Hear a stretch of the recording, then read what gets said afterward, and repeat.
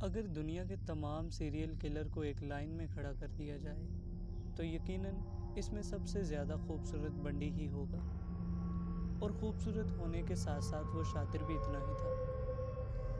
بچہ جب اپنی چھوٹی عمر میں بہت سی چیزیں سیکھتا ہے تو اس کی بہت سی چیزیں اس کی فطرت کا حصہ بن جاتی ہیں، اور فطرت کبھی نہیں بدلتی۔ شاید بنڈی کے اس شفاف رویے کے پیچھے بھی کچھ حد تک اس کا بچپن ذمہ دار تھا۔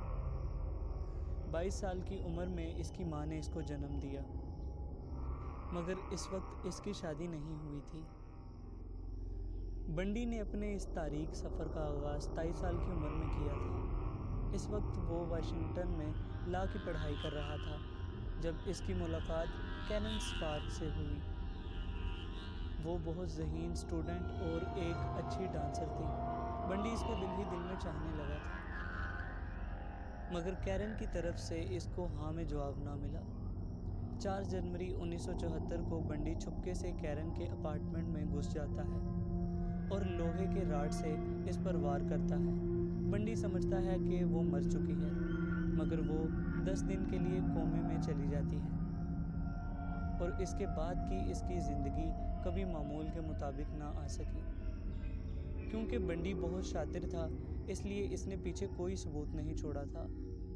اس واقعے کے تقریباً 1 ماہ بعد بنڈی نے دوبارہ ایک لڑکی لنڈا کو اپنا نشانہ بنایا۔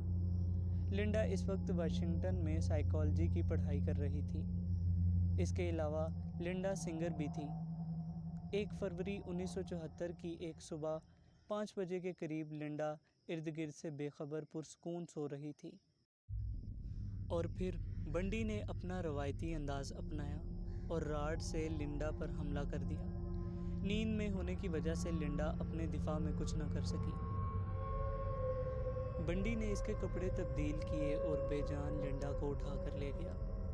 8 نومبر 1974 کو ایک لڑکی جس کا نام کیرل ڈرونچ تھا ایک سٹور میں شاپنگ کر رہی تھی۔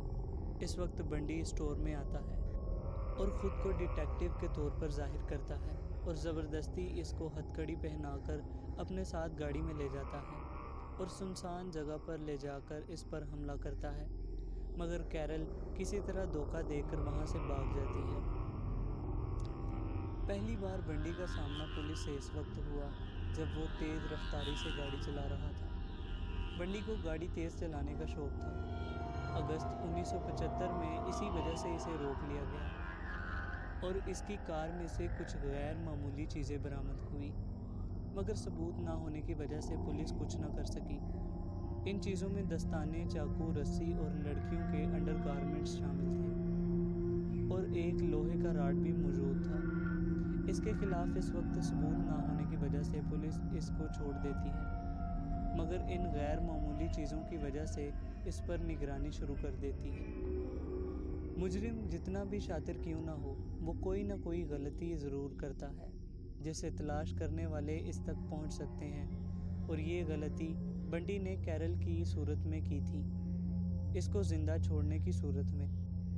کیرل اپنے ساتھ ہوئے اس واقعے کو پولیس کو بتاتی ہے، اور کیرل کی گواہی پر بنڈی کو اریسٹ کر لیا جاتا ہے، اور 1975 میں بنڈی پر مقدمہ چلایا جاتا ہے، اور کیرل کو اغوا کرنے کے جرم میں اس کو 15 سال کی قید سنائی جاتی ہے۔ اس دوران پولیس بنڈی کے کیس پر کام کر رہی تھی جب ان کو بنڈی کی گاڑی سے لڑکیوں کے بال اور دوسری چیزیں ملیں، جس سے ثابت ہوتا تھا کہ وہی کیمپس کلر ہے۔ دراصل اس کے زیادہ شکار اس کے ساتھ پڑھنے والی لڑکیاں تھیں، اس لیے اس کو کیمپس کلر کے نام سے بھی جانا جاتا ہے۔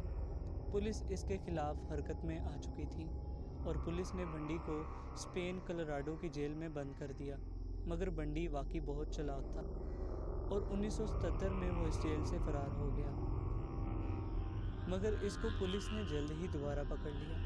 مگر ایک بار پھر 1977 میں ہی بنڈی جیل سے دوبارہ فرار ہونے میں کامیاب ہو گیا۔ وہ یہاں سے سرنگ کی مدد سے فرار ہونے میں کامیاب ہوا تھا۔ اس کے بعد پولیس نے اس کو پوری کوشش سے تلاش کرنا شروع کر دیا اور اس پر انعام بھی رکھ دیا۔ اس قدر مشکل حالات سے دوچار ہونے کے باوجود وہ لڑکیوں کو قتل سے باز نہ آیا۔ فروری 1978 میں اپنی عادت کے مطابق تیز گاڑی چلاتا ہوا پکڑا گیا۔ امریکہ میں بنڈی ایسا پہلا سیریل کلر تھا جس کا ٹرائل نیشنل ٹی وی پر دکھایا جا رہا تھا۔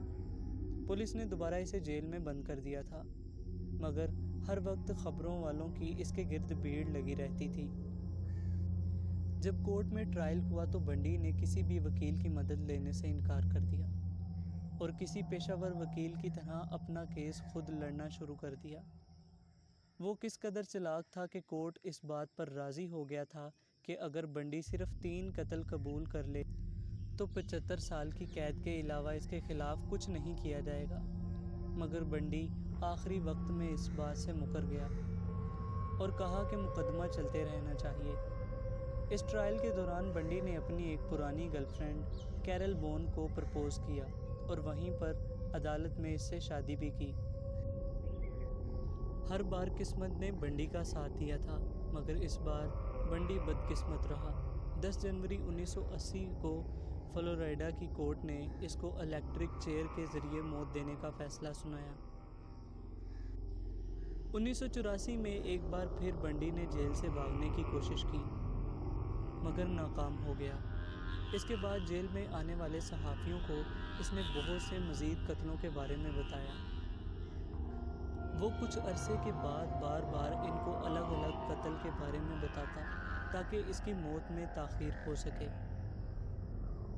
24 جنوری 1989 کو صبح 7:16 پر بنڈی کو الیکٹرک چیئر پر بٹھایا گیا۔ آخری وقت جیل میں پکڑے جانے کے بعد بنڈی نے بہت سے ہلا دینے والے رازوں سے پردہ اٹھایا تھا۔ اس نے بتایا کہ بہت سی لڑکیوں کو اغوا کر کے ان کو قتل کیا تھا۔ بے ہوش یا ان بے جان لڑکیوں کے ساتھ اپنے جنسی جذبات کا اظہار بھی کیا، یا پھر ان کو مختلف طریقوں سے ٹارچر کیا۔ جو مر جاتی ان کو نہلاتا سنوارتا، ان کے ساتھ بدفعلی کرتا جب تک لاشیں سڑ نہ جائیں، اور پھر ان کو جانوروں کی خوراک بننے کے لیے جنگل میں چھوڑ دیتا۔ اس کی اس بات نے حیران کر کے رکھ دیا کہ وہ لاش کے کچھ مخصوص حصے جیسے سر کو کاٹ کر اپنے پاس رکھتا۔ اس نے اپنے انٹرویو میں 12 ایسی لاشوں کا ذکر کیا جن کے سروں کا استعمال اس نے اپنے لیے کیا تھا۔ اس کے علاوہ وہ ان سروں کو اپنے اپارٹمنٹ میں کسی ٹرافی کی طرح سجاتا، اپنے ساتھ ان سروں کو لے کر سوتا بھی تھا۔